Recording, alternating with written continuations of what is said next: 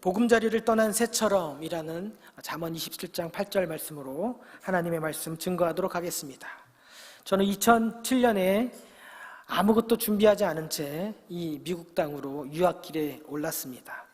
벌써 시간이 금방 지나서 어엿한 세 자녀의 아버지로 축복해 주셨습니다. 아까도 제가 속회에서 나눴지만 이렇게 제 스스로는 잘생겼다라고 생각하지만 객관적인 눈으로 바라봤을 때 그렇게 잘생겼지 않은 저를 하나님께서 우리 아내의 눈을 멀게 하셔서 잠깐 착각하게 하셔서 가정을 꾸렸고, 그리고 이렇게 번듯한 세 자녀의 아버지가 되어 있지요. 여전히 추석 때가 되고 설날 때가 되면 여전히 타향살이 하는 느낌 아마도 다 아실 겁니다. 분명 한국 이때쯤이면 부모님을 뵙기 위해, 고향으로 돌아가기 위해 그 교통지옥이라는 그 길에서 운전대를 잡고 적게는 3시간, 많게는 10시간 그렇게 고향으로 돌아가는 그 틈바구니에 있어야 될 내가 아무도 알아주지 않는 이곳에서 유일한 피부친 가족들, 저는 미국 땅에 아는 사람이 아무도 없습니다. 하나님께서 맺어주신 인연들이 전부입니다. 그러니 설날이 설날 같지가 않고 추석이 한가위가 한가위 같지가 않습니다. 그것이 어떻게 보면 타향살이의 서러움이겠지요. 여전히 미국에서 태어나고 이런 사람들은 땡스기빙이다 이럴 때 가족들이 온갖 모여서 기쁨의 파티를 하는데, 저희들은 불러주는 곳도 없고 가야 될 곳도 없고 5명이 그저 텔레비만 보다가 무슨 고기를 먹어야 될지, 그래 오늘도 세일하는 철치스 치킨이나 먹자, 이렇게 하는 것이 우리의 선택입니다. 그렇게 하나님께서 이 타향 미국 땅에 이역만리로 하나님께서 보내셨죠. 그러나 우리가 믿는 건 우리는 부르심을 받은 자로서 하나님께서 보내셨으니 간 것이고, 갈 바를 알지 못하고 떠난 믿음의 조상 아브라함처럼 우리가 가야 될 그 길, 소명의 길을 한 걸음 한 걸음 걸어가고 있는 것입니다. 그러나 저와 여러분은 이 땅에서의 삶이 전부가 아니라 우리가 반드시 돌아가야 될 본향이 있다는 것을 알고 있습니다. 왜냐하면 하나님의 은혜로 우리를 하나님의 자녀로 불러주셨기 때문입니다. 그래서 이전 성경에는 오늘 본문이 8절이 고향을 떠나 유리하는 사람은 되어 있지만, 이전 성경에는 본향을 떠나 유리하는 사람은 이렇게 되어 있습니다. 고향이라는 것은 우리 기억 저편에 아름답게 기억되는 한 물리적인 공간입니다. 그렇죠?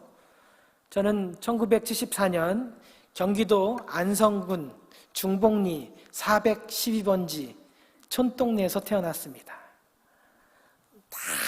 다 여러분의 고향, 마음속의 고향을 있을 줄 압니다. 그러나 내가 돌아가야 될 본향은 중복리가 아니라 하나님 나라, 하늘나라임을 믿습니다.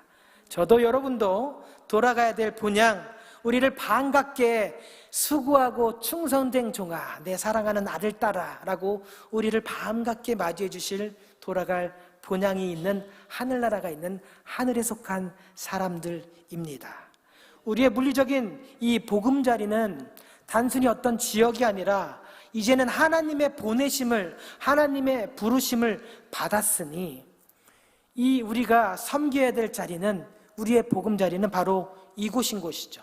이곳에서 하나님께서 맺어주신 아름다운 인연, 비록 피 한 방울 성씨 같은 성씨가 아닐지라도 하나님께서 장로님을, 권사님을, 집사님을 함께 섬기라고 보내주신 공동체가 있다는 것에 감사함으로 우리의 관계, 이 관계의 지경을 넓혀 가야 되는 것이고, 내가 있는 이곳이 단지 물리적인 어떤 공간의 자리가 아니라 하나님 나라를 힘써서 확장시켜 나갈 영적인 공간일 뿐만 아니라 사명의 자리라는 것도 믿어야 되는 것이죠. 그러나 여전히 세상에는 이 하나님께서 이 하나님의 구원 경영 안에 들어오지 못한, 그것을 이해하지 못한 삶의 이유와 목적을 깨닫지 못하고 방황하는 사람들이 있습니다. 고향을 떠나 유리하는 사람은 이렇게 기록되어 있죠. 우리는 모두 육신의 고향을 떠날 수밖에 없습니다. 어떤 사람은 욕망으로, 욕심으로, 아니면 어렸을 때 꿈을 이루기 위해서 고향을 떠날 수밖에 없는 것이다. 그렇지만 시작은 나의 꿈이었고 시작은 나의 욕심이었지만 이제는 하나님의 부르심을 받은 자로 나의 꿈과 나의 욕심이 아닌 하나님의 꿈과 하나님의 계획 안에 순종하며 걸어가야 되는 것이지요. 유리하는 사람, 아직도 방황하는 사람은 하나님의 부르심을 아직 이해하지 못하고 깨닫지 못하고 순종하지 못했기 때문에, 삶의 목적을 아직 깨닫지 못했기 때문에 여전히 삶 속에서 여기저기로, 그리고 나에게 오라고 나를 유혹하고 나를 꼬드기고 있는 그런 세상 가운데 목적 없이 방황할 수밖에 없는 것입니다. 그러나 그들도 언젠가 하나님께서 그들을 만져주시고 마음을 열어주시면 하나님의 구원 계획, 인생의 목적을 깨닫게 되는 것이고, 그렇다면 이제는 세상이 아닌 나를 보내시고 나를 이끈 인도해 주신 하나님을 바라보고 걸어가야 되는 것이죠. 광야의 이스라엘 백성, 그들은 나름 애굽에서 그들의 삶에 만족하고 살아 있었습니다. 가끔 주인님이 먹다 남은 고기 덩어리도 있었고, 가끔 그들이 우리에게 주는 그런 음식에 자족하며 살았던 이스라엘 백성이었지요. 그러나 어느 순간 하나님께서 너희는 그런 존재가 아니다, 너는 나를 섬기고 나만을 예배하는 하나님의 거룩한 백성이다, 거룩한 나라다 라고 하면서 애굽의 종되었던 이스라엘 백성들을 불러내셨습니다. 왜요? 나의 자녀 삼기 위해서, 나의 백성을 삼기 위해서. 그렇지만 이스라엘 백성들은 이 광야 가운데 갈 바를 알지 못했습니다. 아시겠지만 광야라는 것은 동서남북 어느 것 하나 알 수 없는 곳입니다. 하룻밤, 밤에 모래폭풍이 지나고 나면 어제 왔던 그 길이 새로운 길이 되는 것이고, 우리의 발자취가 깔끔하게 사라지는 그곳이 바로 광야라는 것이죠. 하나님의 인도하심 없이는 누구도 목적지까지 갈 수 없는 곳이 바로 광야라는 곳입니다. 가끔은 내비게이션을 켜놓고 엉뚱한 주소를 쳐놓고 따라가다가 이곳이 아닌데 돌고 돌 때가 있는 곳이죠. 근데 만약 그곳이 난생 처음 가는 곳이라면 우리는 어딘지도 모르고 그것이, 내비게이션의 주소를 잘못 찍고도 그것이 내가 갈 곳이라고 착각하고 간다는 것이죠. 왜냐하면 난생 처음 본 곳이라, 내게 익숙하지 않은 곳이라 믿고 따라갈 수밖에 없기 때문입니다. 그러나 하나님은요, 이 광야의 이스라엘 백성을 그대로 두지 않으셨죠. 내버려 두시지 아니하고 구하처럼 버려두시 아니하시고, 어떻게 해요? 낮에는 구름 기둥, 밤에는 불기둥으로 그들 앞에 서서 가야 될 길을 가나안 땅으로, 약속의 땅으로 하나님께서 인도하셨다는 겁니다. 그러면 우리는 지금 무더운 이 텍사스에 하나님 불기둥을 내려주십시오 라고 기도할 수는 없지요. 우리가 믿고 따라야 될 길은 바로 말씀으로 이 땅에 오신 예수 그리스도, 우리 손에 들려주신 이 성경을 붙잡고 성경 기록된 말씀, 예수 그리스도 진리, 그죠? 내가 곧 길이요 진리요 생명이신 예수 그리스도만 바라보고 그 말씀 앞에 순종하며 우리가 있어야 될 그 자리, 우리가 지내야 될, 우리가 감당해야 될 사명의 자리에서 하나님께서 허락하신 공동체, 장로님과 권사님과 집사님과 서로 사랑하며 한 걸음 한 걸음 하늘나라 바라보며 걸어가야 되는 것입니다. 그러니 우리는 더 이상 이 땅에서 유리하는 자가 아니라 보금자리를 떠난 새처럼 방황하고 떠도는 것이 아니라, 두려워서 벌벌 떠는 것이 아니라, 우리에게 이 말씀으로, 생명의 말씀으로 우리에게 다가오신 예수 그리스도만 붙잡고 걸어가야 되는 것입니다. 그러면 더 이상 이 땅 가운데 헤맬 필요도 없고 유리할 필요도 없고, 이곳이 저곳인지 목적을 잃어버린 그런 떠돌이처럼 살아갈 필요가 없는 것이죠. 웨슬리 공동체, 아까도 말씀드린 것처럼 피 한 방울 섞이지 않은 그런 사람들이지만 하나님께서 나를 이곳으로 보내주셨습니다. 내가 있어야 될 곳이 바로 웨슬리 공동체임을 깨달았다면 이제 하나님께서 맺어주신 아름다운 관계, 우리 장로님, 우리 권사님, 우리 집사님, 우리 모든 성도님들을 가족처럼 여기면서 때로는 인생의 어려움 앞에 장로님 제가 고민이 있습니다 라고 다가서야 되는 겁니다. 권사님이 장로님께, 때로는 집사님이 장로님께, 권사님께 가서 삶의 지혜, 신앙의 지혜를 여쭤봐야 되는 것이죠.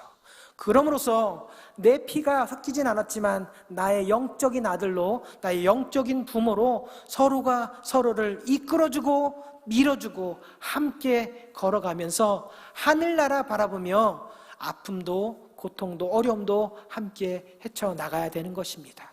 그러니 내 옆에 있는 집사님, 권사님, 장로님이 너무너무나 소중한 사람들입니다.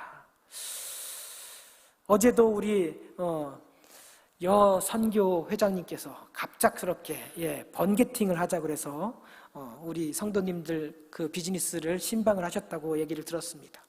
너무너무 가슴에 이 벅찬 감이 올랐습니다. 누가 시키지 않아도 스스로 등록하지도 얼마 되지 않은 집사님이 교회를 위해서 열심히 봉사하는 그 모습이 너무 아름다우니 우리가 한번 가자. 그런데 그 집사님 햄버거 가게를 하니까 매일 먹는 햄버거 지겨울 테니 우리가 여기서 김밥을 싸서 가자. 얼마나 마음이 아름답습니까? 저는 가지도 않았지만 그 맛있는 햄버거를 나눠 먹었습니다. 부끄러웠지만 그래도 너무너무 맛있어가지고, 그리고 그렇게 함께 나누는 그 모습이 정말 상상이 되었습니다. 너무 마음에 감동이 왔습니다. 하나님의 사람들이라 하면서, 하나님께서 맺어주신 공동체라 하면서 이런 작은 섬김이 없다면 우리가 걸어가는 이 길이 어찌 행복할 수 있겠습니까? 행복은 어디서 갑자기 떨어지는 것이 아니라 이렇게 권사님과 집사님을 통하여 하나씩 만들어가며 찾아 먹는 것이 바로 행복이라는 생각이 들었습니다. 김밥을 말면서 이 김밥을 함께 나눌 생각을 하면 웃음이 절로 젖이는 것이고, 기대하지 않았던 하나님의 성도님들이 내 비즈니스를 찾아주시니 얼마나 반가웠겠습니까? 1분 1초가 아까웠을 겁니다. 그렇게 하나님께서 맺어주신 이 아름다운 관계를 서로가 잘 지탱해 나가야 될 것입니다. 짝사랑 해보셨지요? 저는 아주 많이 해봤습니다. 오랫동안 해봤고 수차례 해봤지만 짝사랑은 유통기간이 짧을 수밖에 없습니다. 처음에는 끝까지 감내하며 평생을 내가 기다릴 수 있다고 생각하지만 10번 찍어도 안 넘어가는 나무가 있더라고요. 왜냐하면 일방적으로 주기만 하면 이 어떻게 사랑이 오래 갈 수 있겠습니까? 마찬가지입니다. 교회 안의 섬김도 일방적인 섬김은 오래 갈 수가 없는 것이죠. 한번 섬김을 받았다면 내가 형편이 안 되면 모으고 모아서 시간을 절약하고 용돈을 절약해서 한 번은 베풀 수 있는 그런 관계로 만들어 가는 겁니다. 서로가 서로를 아름답게 섬길 수 있는 공동체, 서로가 서로에게 하나님께서 주신 지혜로 서로 이끌어주고 아버지처럼 아들처럼 영적으로 그런 깊은 관계로 갈 수 있는 공동체, 그리고 무엇보다 서로를 하나님께서 맺어주신 확실한 공동체임을 알고 서로를 위해서 기도하는 공동체.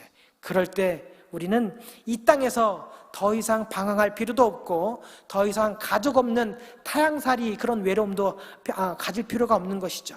하나님께서 허락해 주신 공동체 안에 한 가족이 되어서 서로가 서로를 아름답게 섬겨나가는 웨슬리 공동체가 되시길 예수 그리스도의 이름으로 축복합니다.